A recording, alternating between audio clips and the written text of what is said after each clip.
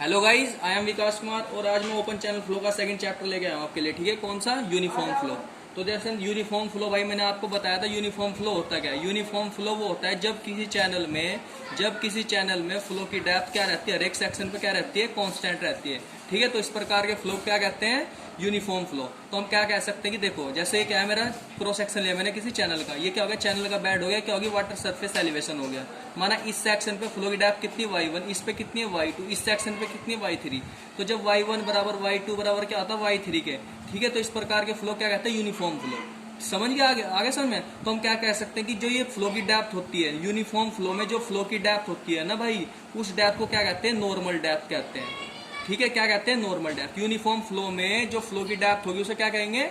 Normal depth कहते हैं। ठीक है, आगे समझ में? चलो बहुत बढ़िया। अब देखो भाई, मैंने आपको बताया था कि पहला टॉपिक बनाया था, ठीक है, पहला चैप्टर का टॉपिक बनाया था, ठीक है, लेक्चर बनाया था ओसीएफ का।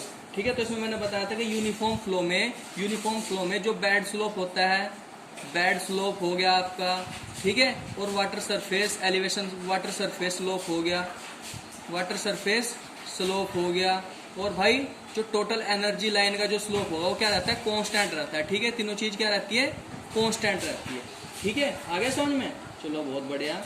अब देखो नेक्स्ट टॉपिक, एक दो नोट पॉइंट और देख लो भाई इसमें की। तो मैंने क्या बताया था कि जैसे हर एक सेक्शन पे क्या रहती है, फ्लो की डेप्थ क्या रहेगी? कांस्टेंट रहेगी। तो जब हर एक सेक्शन पे जब फ्लो की डेप्थ क्या रहेगी? कांस्टेंट रहेगी, तो इसका मतलब क्या है कि वेलोसिटी हर एक सेक्शन पे क्या रहेगी? कांस्टेंट रहेगी। तो v1 बराबर v2 बराबर v3 बराबर v4।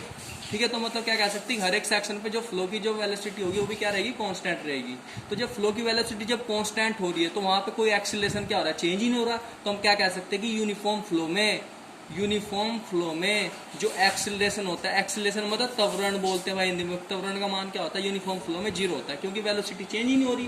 क्योंकि हमें पता है कि जो त्वरण होता है वो किसके कारण जनरेट होता है, वो त्वरण किसके कारण जनरेट होता है? वेलोसिटी चेंज के कारण जनरेट होता है। आगे समझ में? अब देखो नेक्स्ट एक और पॉइंट देख लो। जैसे क्या आता है कि ये क्या था? बेड स्लोप था, ये क्या है? पानी। ठीक है, ये क्या है? पानी। तो पानी तथा बेड स्लोप के बीच में जो फ्रिक्शन जनरेट होता है, जो पानी तथा बेड के बीच में जो फ्रिक्शन जनरेट होता है, माना एफ हो गया।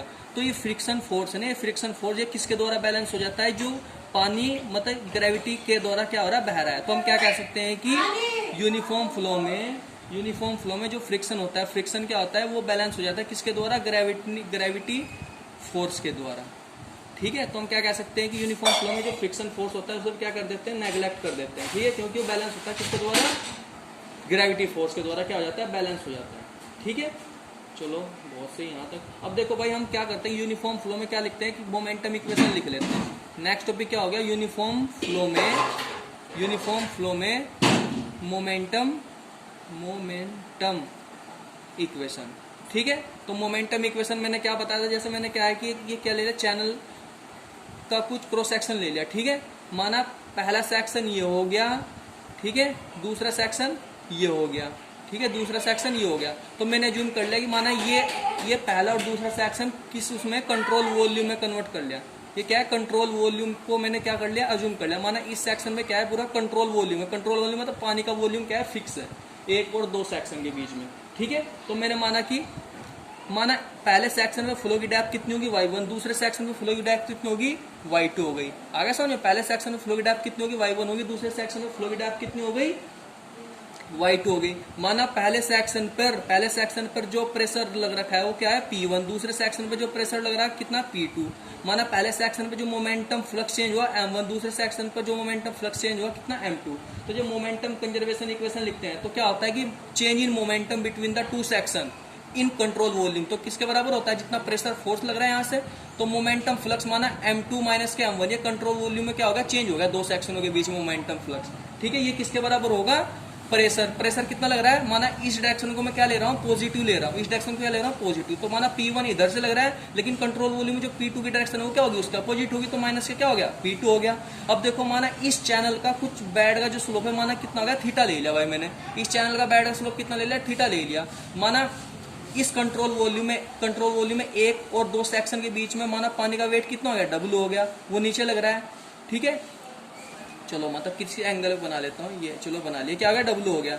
ठीक है, आगे समझो भाई यहाँ तक? चलो बहुत बढ़िया।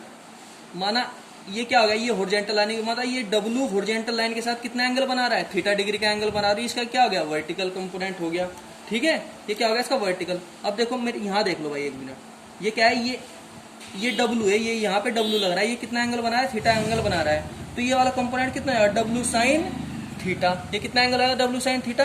ये वाला एंगल कितना हो जाएगा इसका, ये वाला कंपोनेंट डब्लू कोस थीटा। ठीक है, लेकिन मैं कौन से हॉरिजॉन्टल फोर्स को बैलेंस कर रहा हूँ, लेकिन हॉरिजॉन्टल फोर्स की डायरेक्शन किस डायरेक्शन में होगी, इस डायरेक्शन में पानी के वेट के कारण। तो क्या हो गया, पॉजिटिव लेना पड़ेगा, डब्लू साइन थीटा लेना पड़ेगा भाई वो मुझे यहाँ पर। आ गया भाई यहाँ समझ, चलो बहुत बढ़िया। लेकिन कुछ पानी तथा चैनल की बाउंड्री के बीच में कुछ फ्रिक्शन भी जनरेट हो रहा होगा। वो फ्रिक्शन किस डायरेक्शन में लग रहा है, इस डायरेक्शन में लग रहा है। माना इसका मैग्नीट्यूड कितना फ्रिक्शन का, कैपिटल एफ होगी। आगे भाई यहाँ समझ में। लेकिन मैंने आपको बताया कि जब यूनिफॉर्म फ्लो होता है, यूनिफॉर्म फ्लो के केस में यूनिफॉर्म फ्लो हो रहा है तो मतलब पहले तथा दूसरे सेक्शन पे जो प्रेशर फोर्स लगेगा क्या होगा, P1 बराबर P2 के बाद। लेकिन जो मोमेंटम फ्लक्स चेंज होगा वो भी दोनों बराबर होंगे, क्योंकि क्या है, कौन सा फ्लो है भाई, यूनिफॉर्म फ्लो है। ठीक है, अब देखो इन्हें दोनों बराबर रख दो यहाँ पर, तो ये मान 0 होगा, ये मान 0 हो गया। तो यहाँ पे डब्ल्यू साइन थीटा किसके बराबर हो जाएगा भाई, फ्रिक्शन फोर्स के बराबर नहीं हो जाएगा यहाँ पर। आ गया। तो देखो डब्ल्यू क्या होता है, डब्ल्यू क्या है, पानी का वेट। तो भाई आपने पढ़ा होगा क्या, वेट डेंसिटी पढ़ा। वेट डेंसिटी मतलब गामा बराबर क्या होता है, वेट अपॉन वॉल्यूम नहीं होता भाई यहाँ पर। तो वेट बराबर क्या होगा, गामा इंटू वॉल्यूम। अब वॉल्यूम को क्या लिख सकते हैं हम, एरिया मल्टीप्लाई लेंथ। मतलब इस चैनल का एरिया बिटवीन 1 और 2 सेक्शन, और एल मतलब ये पहले और दूसरे सेक्शन के बीच की कितनी लेंथ है, मतलब माना एल लेंथ हो गई। तो इसे क्या लिख सकते हैं, डब्ल्यू बराबर gamma into A into L नहीं लिख सकते भाई यहाँ पर। चलो भाई ये लिख दिया भाई मैंने यहाँ पर, बहुत बढ़िया, यहाँ तक आगे समझ में। अब देखो फ्रिक्शन फोर्स क्या होता है, फ्रिक्शन फोर्स मतलब भाई जब यहाँ पर फ्रिक्शन मतलब जब ये फ्रिक्शन किसके कारण जनरेट हो रहा है, ये शेयर स्ट्रेस के कारण जनरेट नहीं हो रहा है, ये क्या है, फ्रिक्शन फोर्स। अगर मैं पानी तथा चैनल की बाउंड्री के बीच में स्ट्रेस माना कितनी हो वहां पे, टाउ 0 जनरेट हुई स्ट्रेस, शेयर स्ट्रेस क्या कह सकते हो, शेयर स्ट्रेस। अगर मैं इस शेयर स्ट्रेस की मल्टीप्लाई, देखो ये फ्रिक्शन फोर्स कहाँ जनरेट होगा, देखो मैं प्लान बना रहा हूँ, फ्रिक्शन फोर्स भाई यही तो जनरेट होगा। ये कहाँ लग रहा है, इसके पैरामीटर पेन लग रहा है, बिल्कुल ये पैरामीटर पेन लगेगा। तो हम क्या कह सकते हैं कि पैरामीटर पी मल्टीप्लाई माना पहले दूसरे सेक्शन के बीच में जो लाइन कितनी एल, तो इतना नहीं होगा फ्रिक्शन फोर्स यहाँ पे, tau 0 into P into L. P क्या होता है, पैरीमीटर मतलब परिमाप। एल क्या होता है, 2 सेक्शनों के बीच की लंबाई। आगे समझ में, चलो बहुत बढ़िया, जब यहाँ तक समझ में आ गया तो आपकी। ठीक है, अब हम क्या लिख सकते हैं, अब इसकी और इसकी वैल्यू पहली समीकरण में पुट कर दो यहाँ पर। तो देखो यहाँ डब्ल्यू का मान कितना, gamma into A into L into sine theta बराबर tau 0 into P into L हो गया।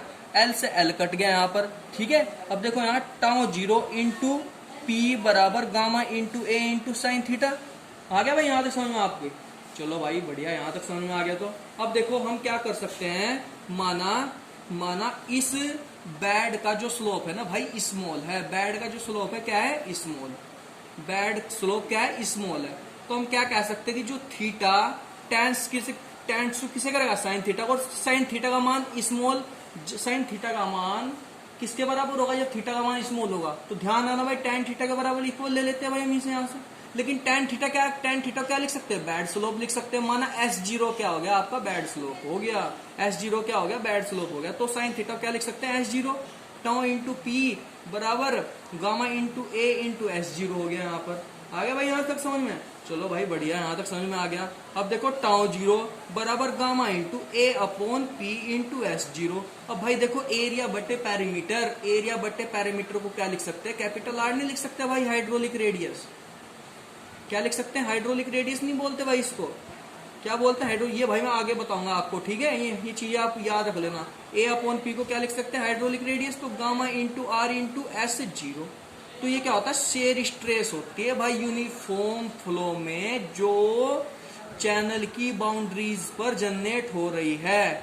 ये क्या होती है, चैनल की बाउंड्रीज पर जनरेटेड होने वाली शेयर स्ट्रेस होती है भाई। ये किसका, टाउ 0 बराबर gamma into R into S0, जहां पे गामा क्या होता है, फ्लूइड की वेट डेंसिटी, कि चैनल में कौन सा फ्लूइड बह रहा है, पानी बह रहा है तो पानी की वेट डेंसिटी हो जाएगी भाई। ठीक है, अगर कुछ और चीज बह रही है तो उसकी वेट डेंसिटी हो जाएगी। आ गया भाई समझ में। ये क्या होता है, एवरेज शेयर स्ट्रेस होता है किस पर, चैनल की बाउंड्रीज पर।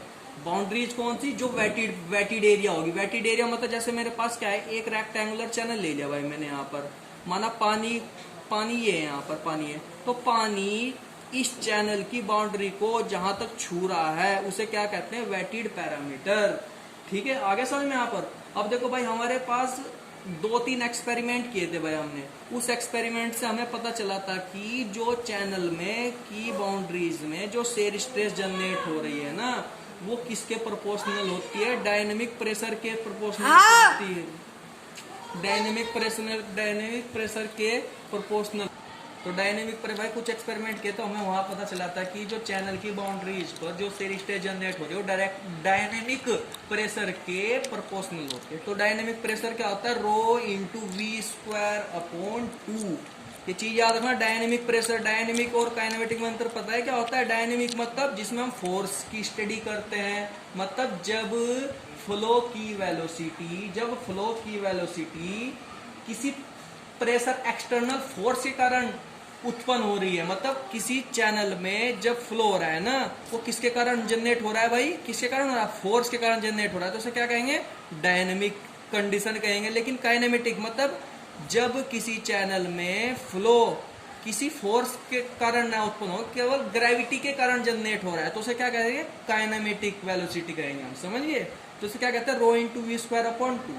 तो टाउ बराबर K into rho into V square upon 2। आगे भाई यहाँ तक समझ में, चलो बहुत बढ़िया, यहाँ तक समझ गया। अब मुझे पता है कि टाउ जीरो का मान किसके बराबर होता था भाई, gamma into R into S zero के बराबर नहीं होता, K into rho into V square upon 2। भाई मैं यहाँ चेजीज इक्वेशन निकालना चाह रहा हूँ भाई, ठीक है, मेरा मेन मकसद क्या है यहाँ पर, चेजीज इक्वेशन निकालना। ठीक है, तो देखो v, अब देखो यहाँ कुछ कट रहा है क्या यहाँ, अच्छा हाँ कट रहा है, देखो रो, ये गामा को क्या लिख सकते हैं, देखो हम गामा को क्या लिख सकते हैं भाई यहाँ पर,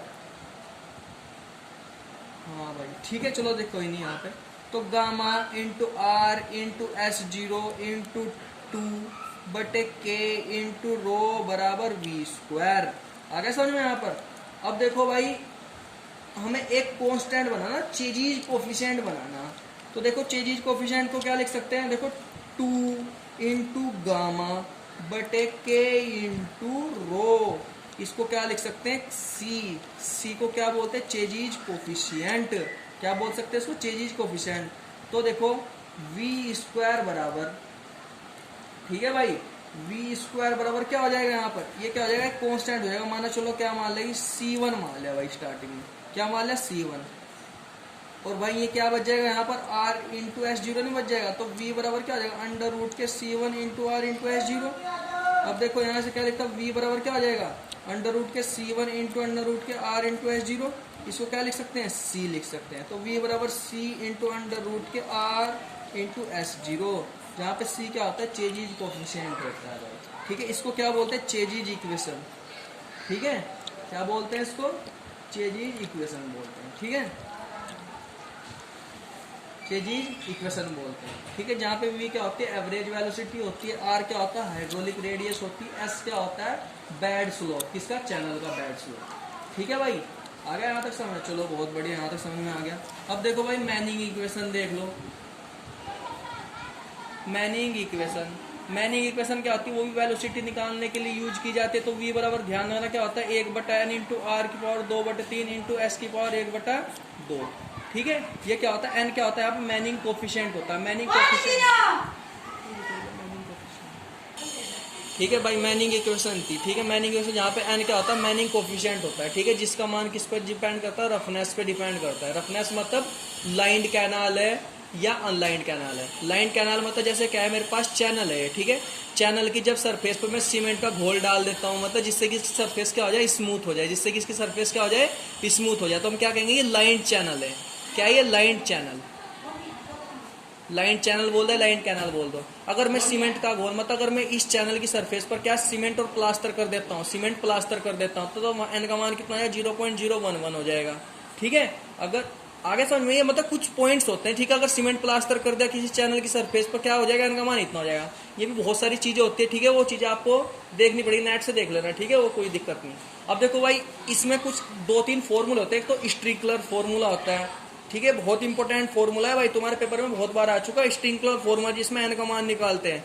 तो n बराबर क्या होता है, एन बराबर क्या होता है D50 1 की पावर 1/6/21.1। इसका मतलब क्या होता है, मतलब 50% फाइनर देन पार्टिक, मतलब 50% फाइनर है भाई पार्टिकल कौन साइज से, डी साइज से। ठीक है, तो ओके गाइस, जो रिमेनिंग पार्ट रहेगा वो मैं नेक्स्ट वीडियो में कवर करूंगा। Okay, thank